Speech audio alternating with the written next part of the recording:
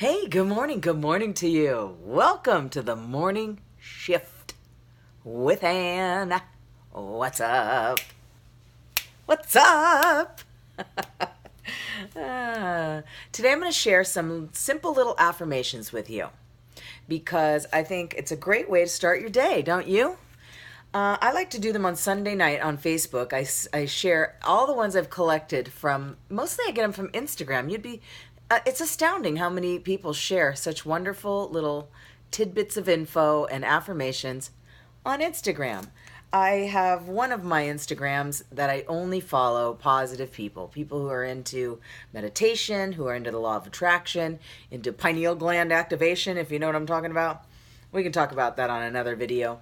People who are into bettering their life.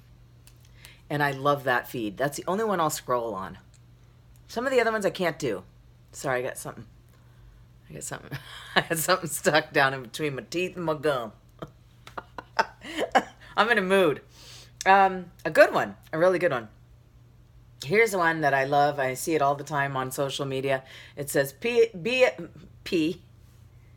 pineapple.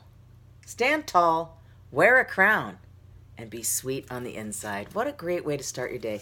Be a pineapple. Can you see that? Yeah, it's all glary. Be a pineapple. My sister makes these little books. Little PositivePocket Books. And that's one of my new things. With me and her, I'm going to start a business. If you're pretty, you're pretty. But the only way to be beautiful is to be loving. Otherwise, it's just congratulations on your face. I like this one. You are gold, baby. Solid gold. You're gold. How about that? Start your day with that. If you haven't grown up by age 60, you don't have to. What does growing up mean anyway? The secret to staying young is to live honestly, eat slowly, and lie about your age. You know who said that? The fabulous redhead, Lucille Ball. I love her. I couldn't stand watching her show because she made me nervous. Or as my aunt would say, she made my butt want to smoke cigarettes. It's a statement she made. I was 8 years old. She said it. It will never leave me. It's a great way to describe being nervous, but she was describing Jerry Lewis. Here's a little bit about meditation and how it actually really is. It's the truth. There's all this junk going on, but you just got to keep popping the bubbles. Get out of here. Take a hike. I'm meditating. I do it for an hour. Literally just popping thought bubbles.